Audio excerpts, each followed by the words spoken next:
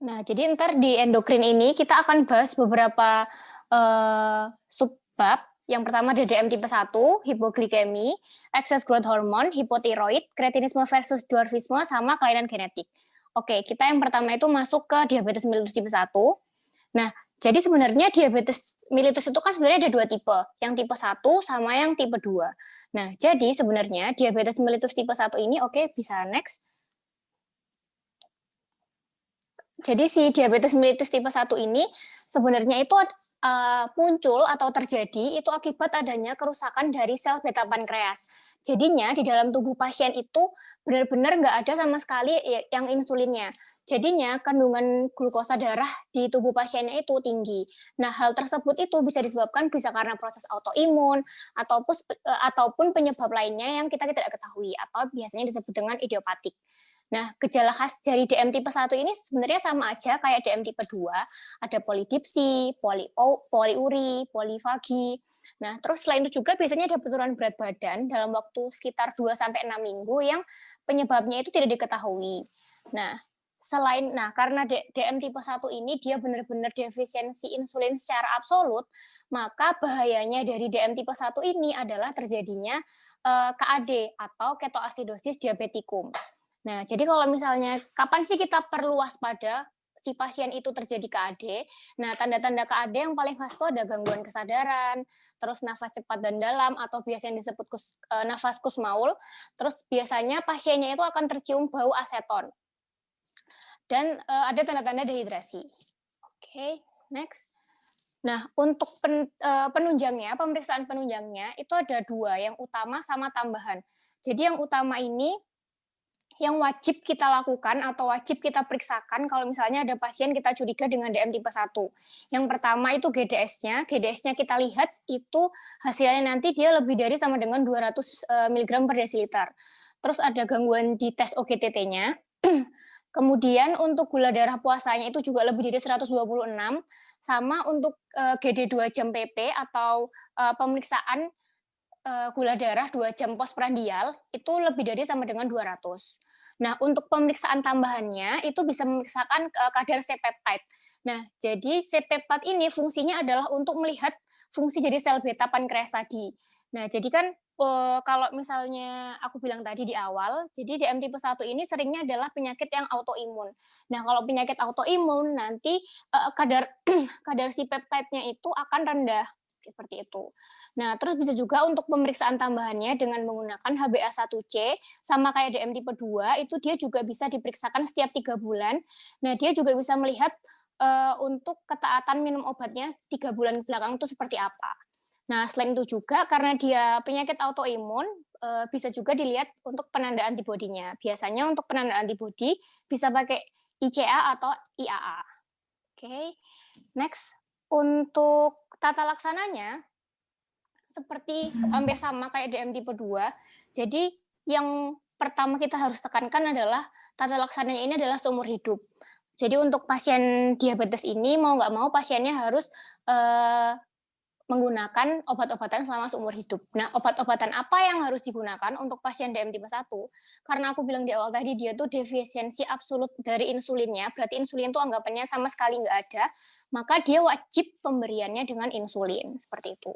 Nah, terus selain itu hal yang nggak kalah penting adalah pasiennya itu harus mengatur pola makannya, terus melakukan olahraga secara rutin, terus sebagai dokter kita juga harus melakukan edukasi tentang pola hidupnya, serta akankah lebih baiknya jika pasiennya itu memiliki glukostik di rumah, jadi bisa melakukan self monitoring blood glucose. Oke, next. Selanjutnya kita masuk ke hipoglikemi. Nah, jadi pengertian dari hipoglikemi itu seperti apa sih kalau misalnya di pediatri? Jadi sebenarnya itu ada 3 hal ini. Nah, yang pertama itu next. Nah, jadi yang pertama itu kadar glukosa di plasma darahnya itu kurang dari 45 mg per desiliter pada bayi atau anak-anak dengan atau tanpa gejala. Sebaiknya ini dulu yang di-highlight dan diingat-ingat kalaupun misal di soal ujian ataupun sebagainya, itu yang pertama ini. Jadi dia kurang dari 40 mg per desiliter pada bayi atau anak-anak dengan atau tanpa gejala.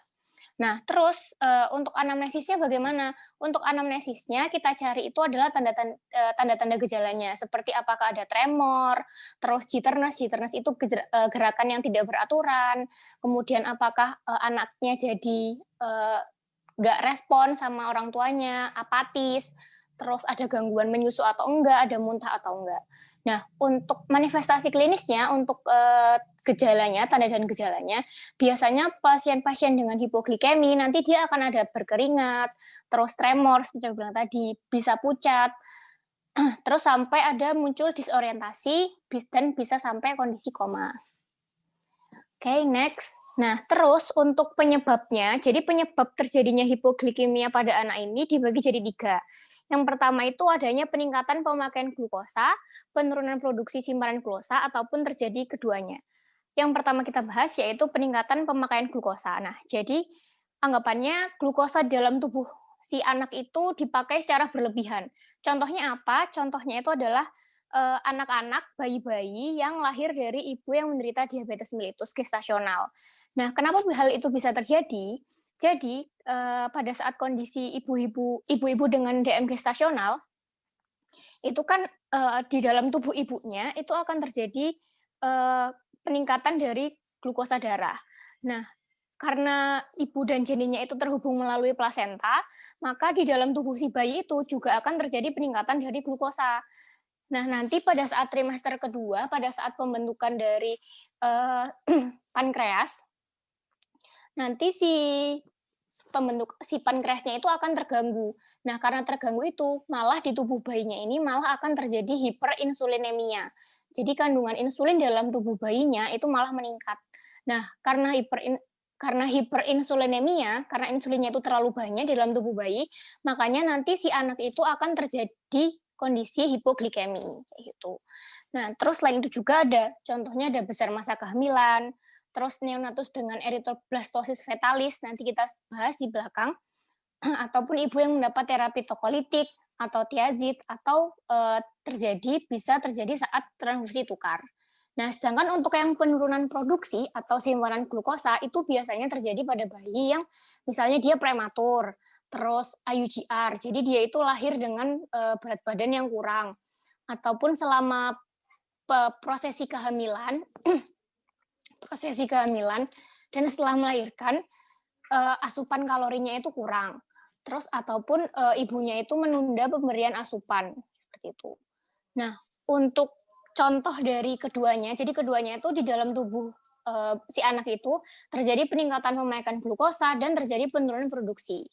Itu biasanya kondisi-kondisi stres perinatal seperti sepsis, shock, terus ada transfusi tukar juga bisa, ada gangguan metabolisme, dan ada gangguan dari endokrin. Oke, next. Nah, untuk tata laksananya nanti akan dibagi jadi 2. Nah, jadi untuk yang neonatal ini, jadi kalau misalnya gula darahnya itu pada saat pemeriksaan dia kurang dari 47, itu dilihat lagi, dia kurang dari 47 itu apakah kurang dari sama dengan 25 atau masih 25 ke atas. Nah, kalau misalnya dia kurang dari 25 atau muncul gejala, jadi walaupun dia lebih dari 25 tapi ada gejala, masuknya ke tabel yang ini, yang dikotakin ini, yang kotakin. Nah, itu pemberian tata laksananya itu dengan menggunakan IV bolus dextrose 10% dengan dosis 2 cc per kilogram berat badan. Nah, sedangkan kalau misalnya gula darahnya itu dia 25 ke atas, maka untuk tata laksananya itu bisa diberikan nutrisi secara oral. Jadi misalnya kalau misalnya masih ASI boleh diberikan ASI. Kalau misalnya anaknya atau sudah mulai MPASI boleh diberikan MPASI. Untuk dosis berapa banyaknya itu pakai yang 100 mg per kilogram berat badan per hari. Itu di hari pertama. Nah, tapi kalau misalnya anaknya itu nggak bisa makan atau kesulitan makan dan minum, itu pemberiannya masuk ke tabel yang satunya. Jadi yang tetap pemberian dextrose 10%. Tuh.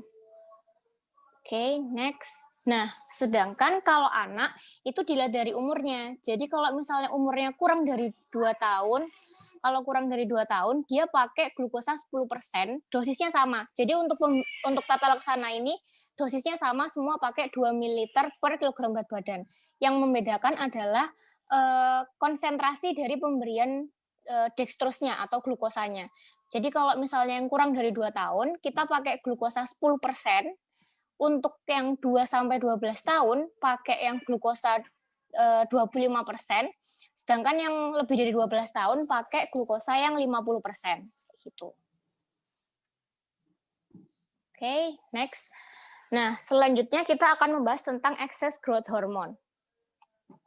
Nah, jadi excess growth hormone kayak namanya, jadi dia itu terjadi akibat kelebihan dari hormon pertumbuhan. Nah, jadi kondisi ini nanti akan memunculkan dua kondisi, yaitu gigantisme sama akromegali. Nah, jadi si gigantisme sama akromegali itu sama-sama kelebihan growth hormone.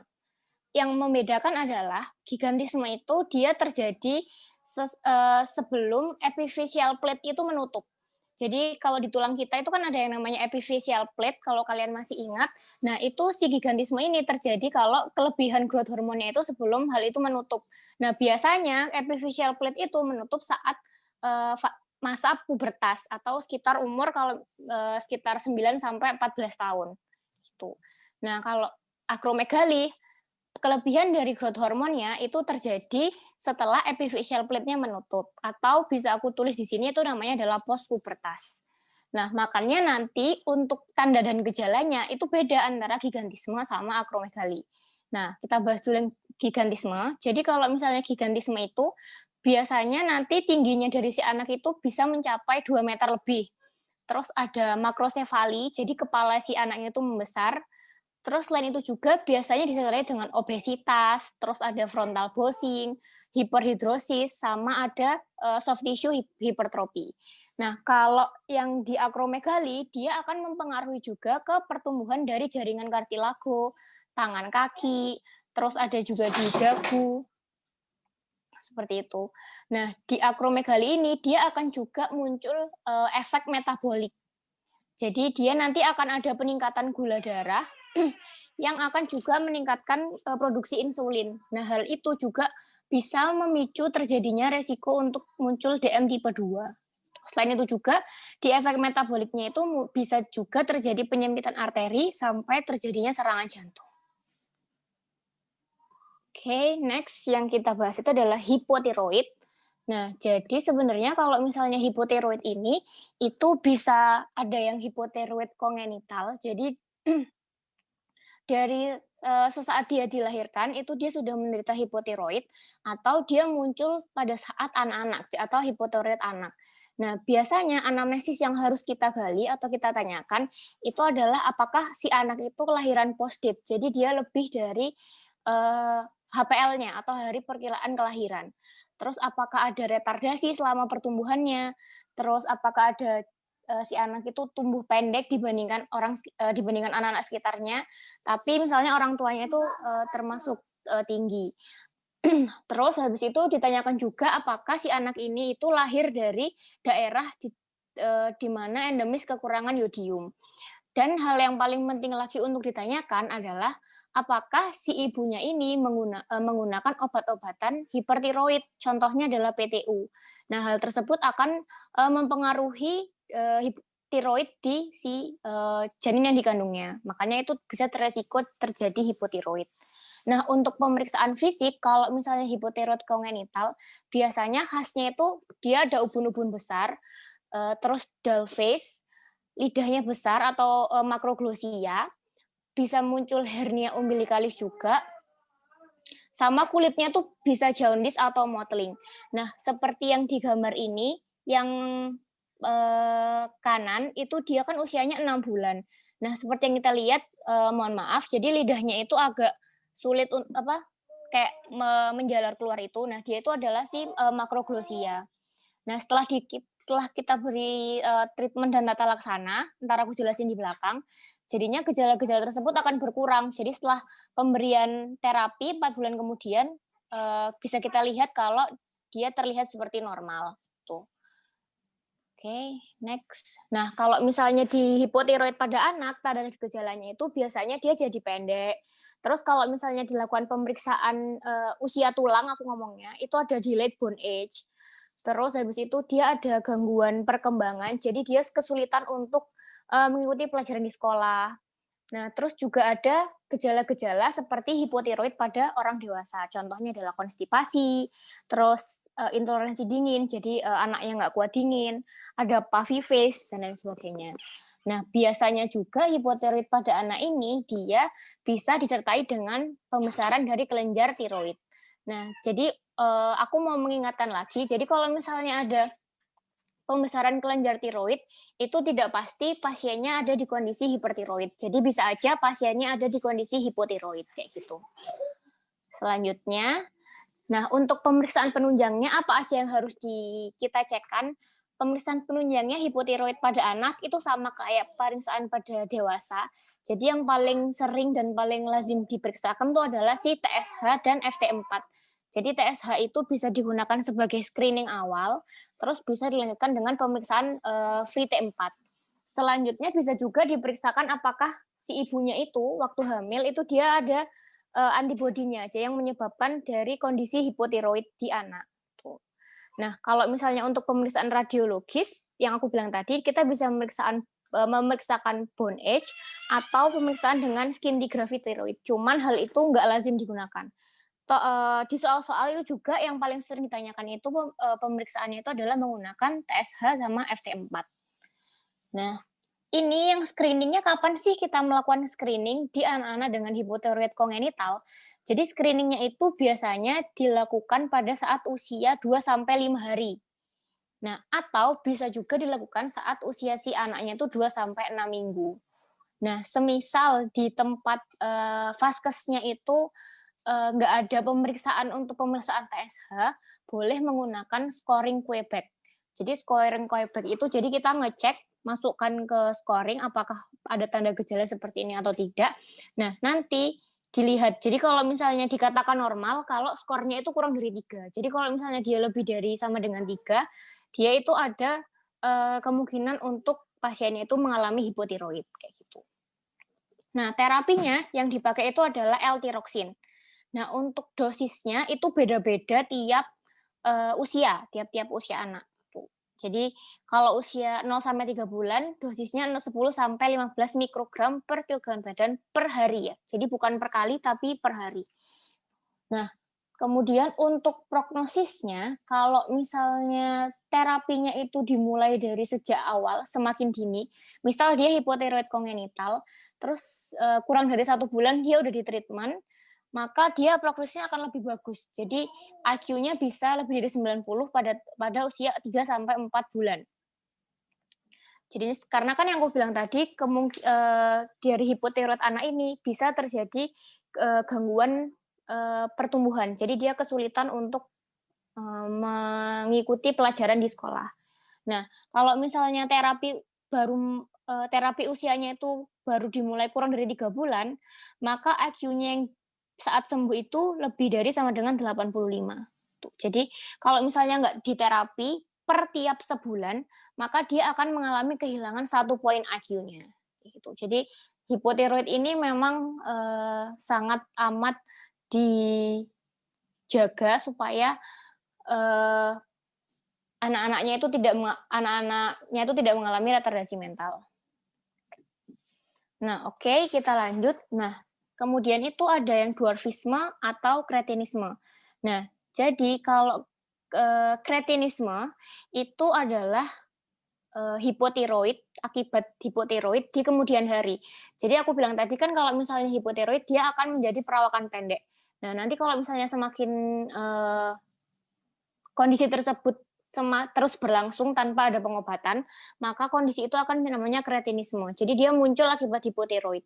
Seperti yang bilang tadi di depan juga, kalau misalnya kretinisme, dia akan muncul retardasi mental.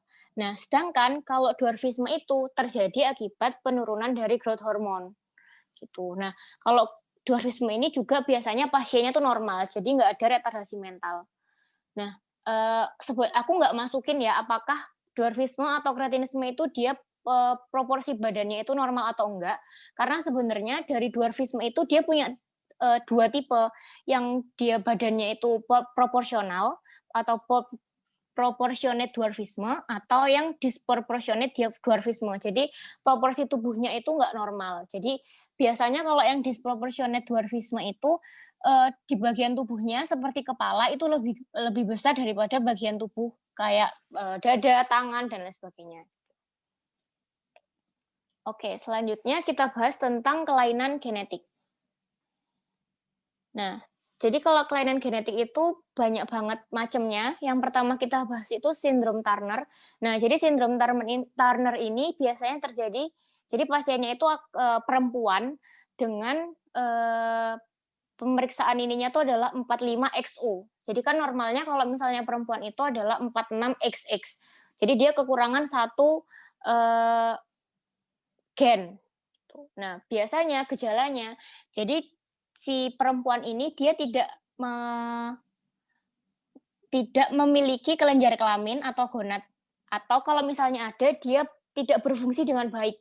Jadi misalnya dia itu nggak mengalami menstruasi, terus bisa juga dia nggak ada ovari atau uterusnya. Gitu. Nah, hal yang perlu di-highlight lagi dari sindrom Turner adalah biasanya dia punya web neck. Jadi kayak gambar di sebelah ini, jadi di sekitar lehernya itu kayak ada di lehernya itu kayak membesar kayak gitu. Itu namanya web neck. Tuh. Nah, terus selanjutnya itu adalah sindroma Klinefelter. Nah, kalau sindroma Klinefelter ini biasanya di laki-laki. Dia itu ininya adalah 47XXY. Normalnya kan harusnya kalau laki-laki 46XY. Jadi dia kelebihan 1 di hormon X. Makanya dia akan terganggu juga tentang sistem reproduksinya. Makanya dia jadi infertilitas, terus bisa juga disertai dengan keterbelakangan mental, dan ada gangguan perkembangan. Nah, karena dia normalnya kan laki-laki 46XY. Karena dia 47XXY, maka di ciri fisiknya dia itu adalah ginekomasti atau pembesaran pada area payudara dari laki-laki. Oke, next. Nah, terus sindrom Marfan. Jadi sindrom Marfan ini biasanya dia kelainan di daerah jaringan ikat. Jadi biasanya anak-anak dengan sindrom Marfan ini dia itu ekstremitasnya panjang. Jari-jarinya panjang, tangannya panjang, dan selain itu juga dia ada gangguan di jantung berupa kelainan katup jantung dan aorta.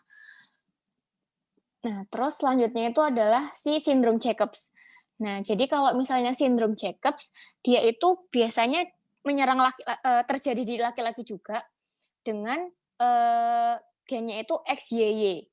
Kalau yang Klinefelter tadi kan XXY, kalau ini XYY. Jadi makanya nama lainnya itu adalah sindroma laki-laki super. Karena gen Y-nya itu dia double anggapannya gitu. Nah, jadi untuk cirinya dia ada pertumbuhannya secara pesat, kemudian lebih tinggi daripada anak rata-rata usianya, dan dia itu bedanya sama yang Klinefelter, dia itu tidak terjadi infertilitas. Nah, terus selanjutnya itu adalah Down syndrome. Ini yang paling sering kita temui. Jadi kita tahu dia itu ada kelainan pada kromosom 21. Jadi kromosom 21-nya itu ada 3. Makanya biasanya nama lainnya kalau misalnya di soal-soal itu adalah trisomi 21. Tuh. Nah, ciri-cirinya dari Down syndrome ini biasanya ada mikrosepal dengan bagian anteroposterior mendatar. Terus habis itu makroglosi juga bisa ada. Terus dia matanya menjadi sipit, terus tangannya pendek, kemudian jarak antara jari pertama dan kedua itu melebar. Kalau misalnya kalian sudah pernah melihat pasien-pasien dengan Down syndrome, pasti kalian tahu kalau pasien-pasien dengan Down syndrome itu memiliki wajah yang khas. Oke, next. Nah, itu selanjutnya adalah sindrom Patau. Nah, kalau sindrom Patau, kalau Down syndrome tadi kan kromosom 21, kalau sindrom Patau ini dia kelainannya ada di kromosom 13. Nah, jadi dia nanti gejalanya itu ada gangguan di saraf pusat, terus retardasi mental, ada bibir sumbing, atau misalnya sumbing di palatum, terus polidaktili, jadi jarinya itu lebih dari 10, lebih dari normal. Terus habis itu ada juga kelainan di jantung maupun di alat genitalnya. Nah, terus selanjutnya adalah sindrom Edward. Nah, kalau sindrom Edward ini dia kelainannya di kromosom 18.